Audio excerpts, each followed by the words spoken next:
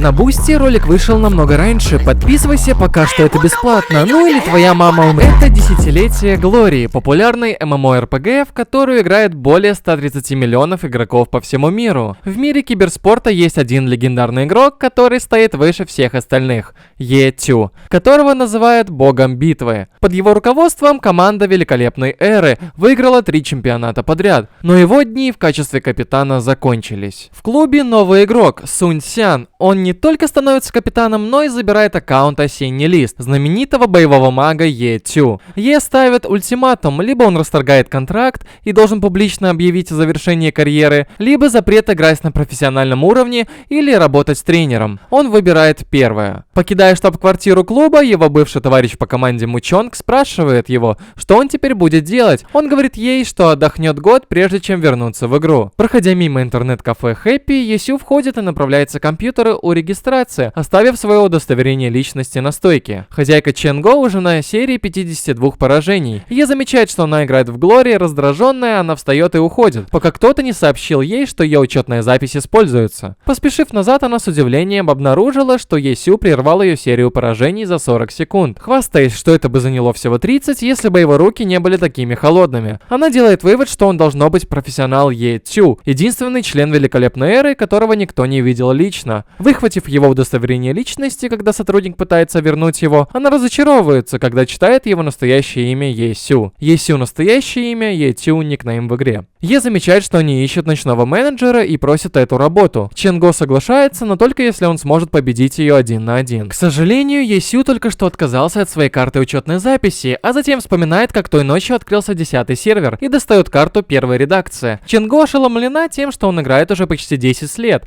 а она только 5. Она говорит ему, что работа его, если он сможет провести в игре с ней всю ночь. Сервер открывается, и Чен видит ей читающее руководство для новичков, объясняя ей, что он не играл с нуля уже много лет. После некоторых вещей для новичков, Есю получает серебряное оружие «Зонд мириадов проявлений». Чен уже крепко спала после того, как Е вернулся после мытья посуды в ванной. Итак, он решает присоединиться к группе и сразиться с боссом полуночным призрачным котом. Когда группа входит в подземелье Зеленого леса, персонаж под ником Спящая Луна, возглавляя группу под видом обучения новичков. Но когда появляется босс, Спящая Луна позволяет ему умереть, чтобы оставить добычу себе. Есю догадывается и отказывается лечить его, в то время как остальные умирают. Спящая Луна пытается выторговать половину добычи, но у Е другие планы. Он хочет все. Со смертью Спящей Луны остается только Есю, Мрачный Лорд против Полуночного Кота. Чен просыпается и обнаруживает, что Е наносит последний удар. Это первое убийство на сервере. Войдя снова, Е сразу же получает сцену полную спама, обвиняющего его в попытке мошенничества со Спящей Луной. По иронии судьбы, единственная тема, желающая совершать набеги на подземелье, это команда Спящей Луны. После очередного убийства Полуночного Кота, группа берется за Паучью пещеру. Еще одно первое подземелье, пройденное для сервера. Это привлекает внимание Блю Ривера, чья группа была в 10 секундах от зачистки подземелья. Они думают, что он должно быть профессионал, играющим на альте. Итак, Блю Ривер велит им начать исследование Мрачного Лорда. Спящая Луна неохотно делает Мрачного Лорда лидером группы, поскольку группа натыкается на скрытого босса. Затем Есю дает указание команде, как контролировать босса. План, который он только что придумал, основываясь на составе группы. И все это время дразнит маленькую Луну. Работая вместе, они справляются с битвой с боссом. Блю Ривер и его команда рассказывают о Мрачном Лорде и о том, как Спящая Луна заспамила чат, чтобы дискредитировать его. Только для того, чтобы затем получить еще одно первое убийство сервера с Мрачным Лордом. И третье,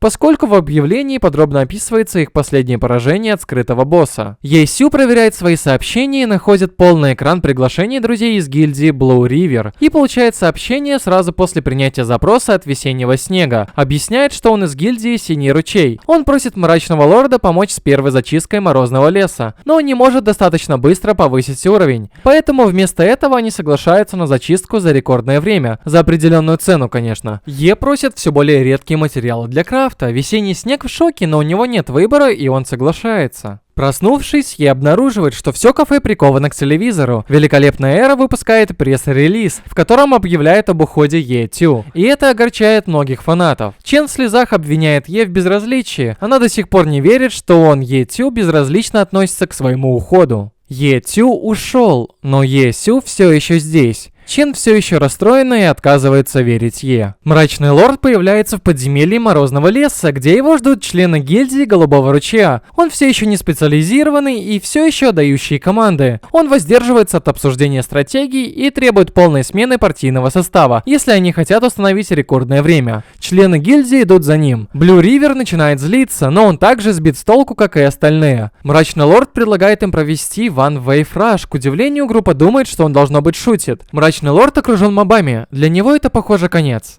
Но это только начало. Мрачный лорд выполняет встряхивание, чтобы избежать урона. Даже мастер гильдии Блю Ривер не может сделать этого. Он начинает использовать приемы, которые может выполнить только неспециализированный персонаж. Несмотря на то, что члены гильдии настаивают на том, что такой стиль игры выбирают только идиоты. Отвлеченные лордом, они не понимают, что мобы направляются прямо к ним. Когда Мрачный лорд начинает отдавать приказы, группа начинает действовать, выполняя все, что он приказывает.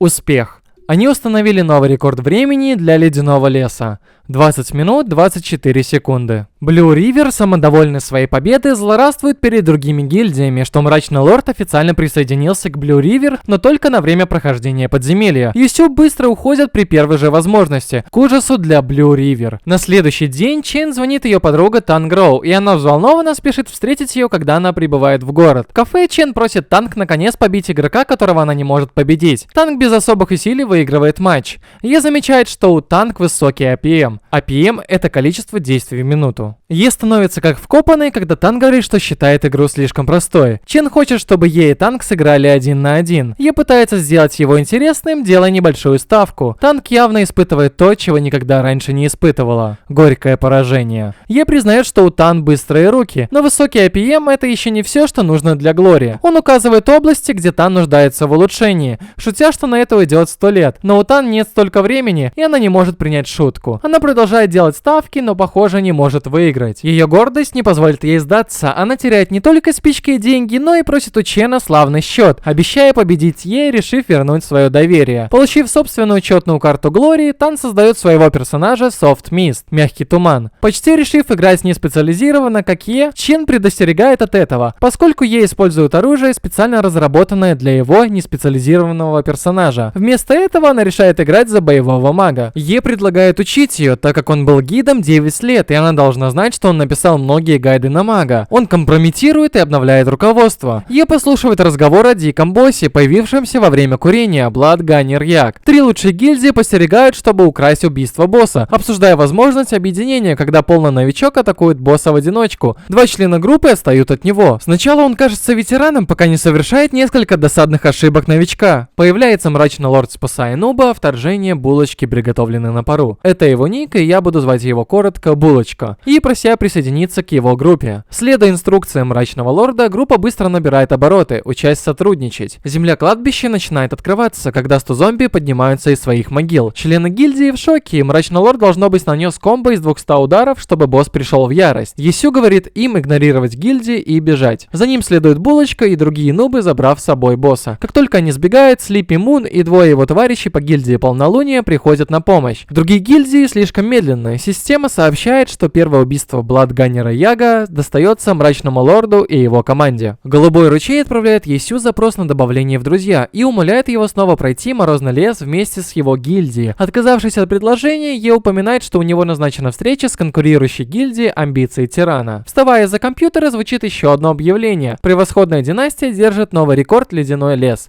13 минут 24 секунды. Капитан команды Тирания Хань Вэньтин получает интересную информацию от товарища по команде Чанг Синджи. Он думает, что Е-Тю помогает превосходной династии установить рекорд Морозного леса. Но Е-Сю собирает собственную команду, бойца, боевого мага и метателя. Чен хочет узнать, кто такой пускатель. Она имеет в виду именно этого человека, но Е дает ей понять, что это личное. Той ночью в кафе транслируется прямая трансляция матча «Великолепная эра» против 301 градус. Сунь Цян, играющий за 301 градус, похоже, собирается победить, несмотря на то, что он играет 1 на 3. Е говорит, что иначе «Великолепная эра» проиграет матч в целом. Лордом. Он прав, их командная работа разваливается, и 301 градус вот-вот развалится. Но электричество отключилось до того, как результаты матча станут известны. Позже они узнают, что 301 градус на самом деле выиграли. Тан Роу и Е Сю присматривают за передней стойкой кафе, когда входят Ли Хао и Чен Юхэо, явно пьяный. Замечает Е Сю и начинает издеваться над своим бывшим капитаном за то, что тот читал ему лекции. Е встает и злобно рвет Хао,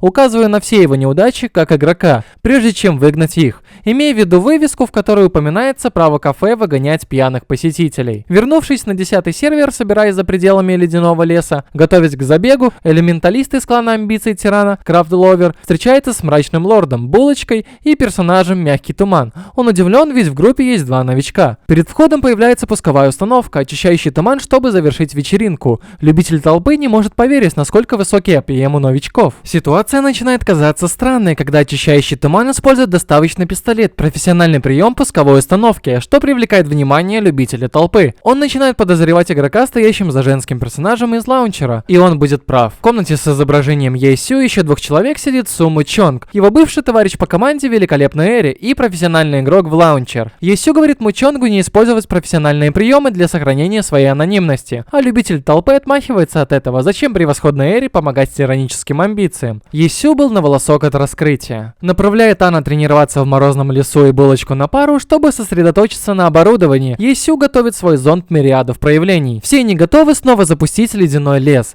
успешно побив рекорд за 13 минут и 5 секунд. Но долго не держится их результат, великолепная Эра налетает и опережает их время. Тан готова установить еще один рекорд, когда Е говорит ей, что в этом нет никакого смысла, поскольку они достигли 25 уровня. Лю Хао, вице-капитан Великолепной Эры после ухода Е, все еще злится на ту ночь и все достижения Мрачного Лорда. Он создает персонажа Ненавистный Меч, чтобы шпионить за группой. К своему ужасу Е отклоняет его предложение. Вместо этого Хао вызывает его на дуэль, и снова ему отказывают, когда Е говорит ему, что дуэль с Булочкой будет больше на его уровне. Хао одерживает победу. Ненавистный Меч приглашает присоединиться к группе, чтобы справиться с Могильником, где Е Сю излагает новую стратегию, чтобы установить новый рекорд. Хао проводит весь день на 10-м сервере, забыв о своем матче против Хао Шаутяна. Той ночью неподготовленный Хао не имеет шансов на победу. Великолепная Эра устанавливает новый рекорд, украв стратегию у Е Сю. После этого, отправляя сообщение Е Сю, притворяясь тупым, Хао застигнут врасплох, когда Е Сю зовет его по имени, все время зная, что это был Хао. Таинственная фигура скрывается за пределами кафе. Машет Е Сю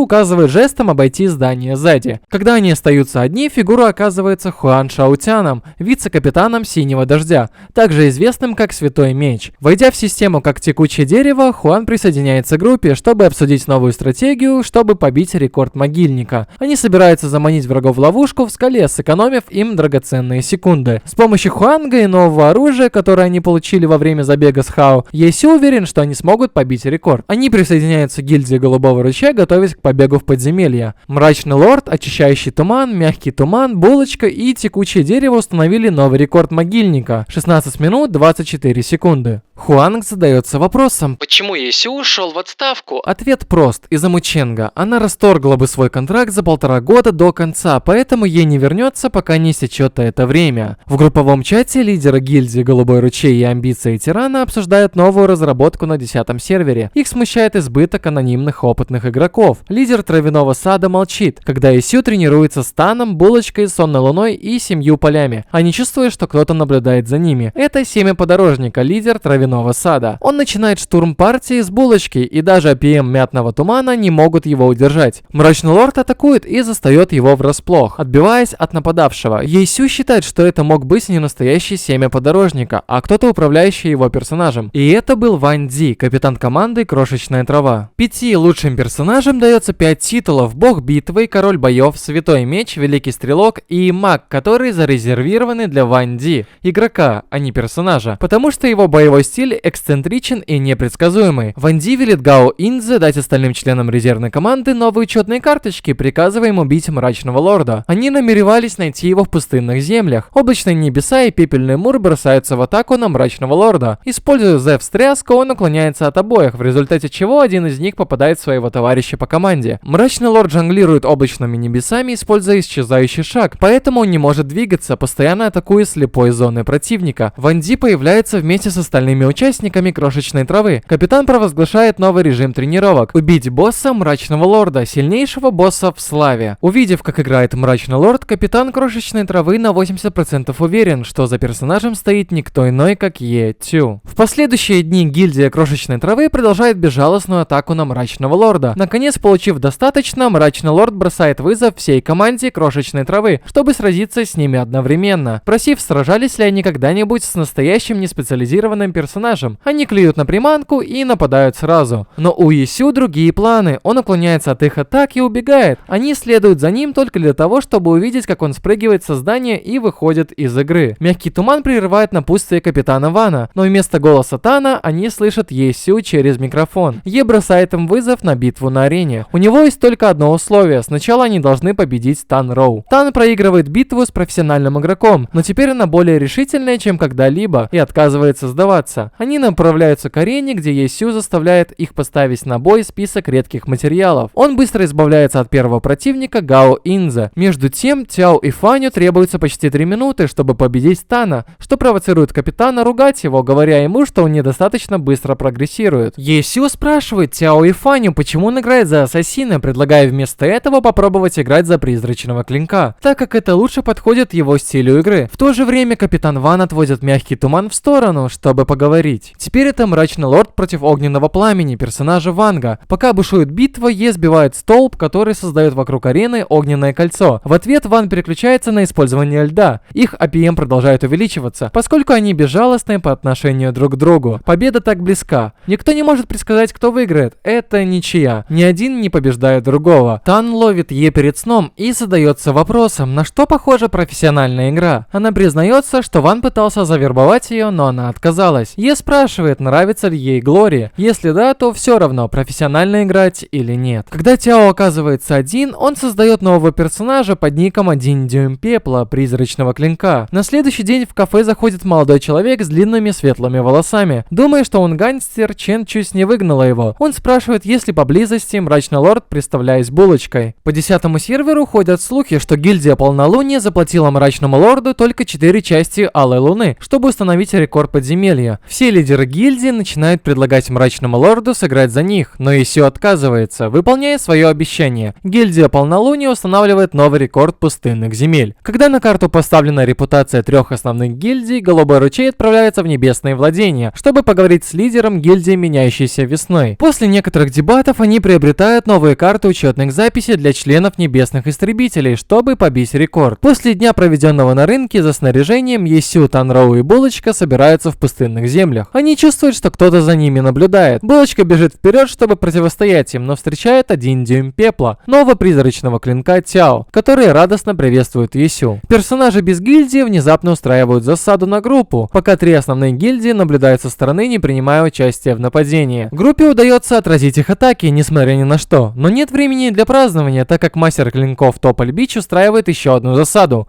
Без успеха, поскольку Есю и Булочка быстро расправляются с ними. Гильдия Голубой Ручей установила рекорд пустынных земель 24 минуты и 41 секунда с Тополиным пляжем. Меняющаяся Весна представляет себя, а Е рассказывает об их рекордном времени, упоминая, что если бы Голубая река была там вместо Тополиного пляжа, их время было бы лучше. В штаб-квартире великолепной эры Чен Ехуэя полон решимости победить Есю после того, как его отвергли, когда Е был капитаном. Есю говорит Тяо и Фаню, что они могут побить рекорд пустынных земель с его новым призрачным клинком в команде. Хуан Шаутян в штаб-квартире Голубого Дождя спрашивает человека, где он может найти Ю Вэньчжоу. Играя за персонажа Чена, Есю принимает вызов Тополиного пляжа, побеждая его за 39 секунд. Боевые способности Хейс впечатляет Ю Вэньчжоу, пока он наблюдает за битвой из штаб-квартиры Голубого Дождя, не подозревая, что это на самом деле играет Е. Капитан зовет Хуан Шаутяна, который нервничает из-за того, что его узнают. Анализ Ю Вэньчжоу позволяет определить настоящие личности текущего дерева Хуан Шаутяна, ненавистного меча Ли Хао и Мрачного Лорда Е Тю. Танк находит руководство для кладбища костей, в котором подробно описана их стратегия, написанная кем-то, называющим себя скрытым светом. Хуан Шаутян сообщает Есю: «Нас разоблачили. Записи выдали нас». Капитану оставалось только сложить 2 и 2. Е отвечает, что жаль, что APM капитана такой низкий для профессионала. Ю, читающий это через плечо Хуанга, вызывает Е на дуэль. Капитан играет за чернокнижника. Несмотря несмотря на превосходную стратегию, он проигрывает более быстрым рукам Е. Ю Вэньчжоу отмечает, что на 95-м уровне неспециализированный персонаж потеряет свое преимущество, если предел станет таким высоким. Е читает руководство скрытого света. Он считает, что он нуб в Глории, но он смог собрать воедино их стратегию, не будучи там, что он находит довольно впечатляющим. Фигура в капюшоне входит в кафе и просит подключиться к интернету. Это Суму Чонг. Она входит в систему и собирает группу, чтобы отомстить за очевидную смерть персонажа Танга, мягкого тумана. Они не знали, что у булочки очищающего тумана 1 дюйма пепла и мрачного лорда есть цели на спине. Пытаясь убежать, булочка падает в колодец. Не ожидая, что там кто-то будет, он паникует, когда слышит голос и бьет кирпичом кого-то по голове. Незнакомец на дне колодца оказывается скрытый свет. К удивлению света, булочка предлагает помочь им избежать. Выбравшись из колодца, скрытый свет анализирует своих преследователей и придумывает стратегию. Эти двое расходятся и снова собираются после того, как сбили их со следа. Есю пишет булочке, чтобы проверить, все ли с ним в порядке. Булочка, заинтересовавшись своим новым другом, предлагает им встретиться в лесу. Большинство их преследователей выше 33 уровня. Маловероятно, что они все из одной гильдии. Оказывается, несколько гильдий объединили свои силы, чтобы выследить Есю и его команду. Хуан Шоутян вызывает Есю на дуэль. Вместо этого Е говорит ему прийти в лес и помочь отбиться от преследователей. Некоторые из игроков вырываются из стаи, чтобы убить текучее дерево, пока не замечают, что у него всего 27 уровень и нет смысла тратить время на борьбу с ним. Это только раздражает Хуана, и он гонится за ними, убивая несколько игроков и крадя меч оранжевого уровня. Хуан пытается сразиться с Е, но по мере приближения Орды у него заканчивается мана. Отбиваясь от них, у них обоих заканчивается мана, и они пытаются сбежать, но они окружены и не могут выбраться. Толпа начинает злорадствовать, пока не прибывает подкрепление. Мученг, Тан, Цяо, булочка и скрытый свет готовы помочь. Е начинает отдавать приказы, пока в кафе не начинают появляться клиенты, отдающие ему свои приказы. Команда преодолевает трудности и отражает совместные усилия гильдий. Есю уверен, что усилия гильдии помешать ему и его команде напрасны. Хуанг снова вызывает его на дуэль, и после очередного отказа он замечает, что Есю собрал идеальную команду для профессионального альянса Слава. Мысль, которая до сих пор не приходила Е в голову. Появляется дикий босс Лайн Каньона, и булочка предлагает украсть убийство у гильдии тиранических амбиций. Лидер гильдии тиранических амбиций Цианг Ю отправляется в штаб-квартиру клуба тирании, чтобы проконсультироваться с профессионалом о том, что делать в ситуации с мрачным лордом. Не имея возможности получить аудиенцию, на следующий день Цианг направляется в столовую, чтобы найти сидящего вице-капитана тирании Джан Синзе. Он просит его о помощи. После того, как Джан заканчивает свой обед, Цианг передает флешку с видео о мрачном лорде и его команде в действии. Хань Винтин смотрит видео со своим вице-капитаном, который предлагает свой анализ. Мрачный лорд, скорее всего, Е Тю. Создав учетные карточки для 10-го сервера, Джан предлагает провести расследование. Войдя в систему, Юси видит, как прямо на него летит оружие, ему некому помочь. Он должен противостоять нападавшим холодной ночи и любителю толпы в одиночку. Что еще хуже, Джан Синзе мастер-тактик, но им трудно прижать мрачного лорда к земле. Неспециализированные персонажи сами по себе непредсказуемы, не говоря уже о способностях Есю в сочетании. Но удача на их стороне.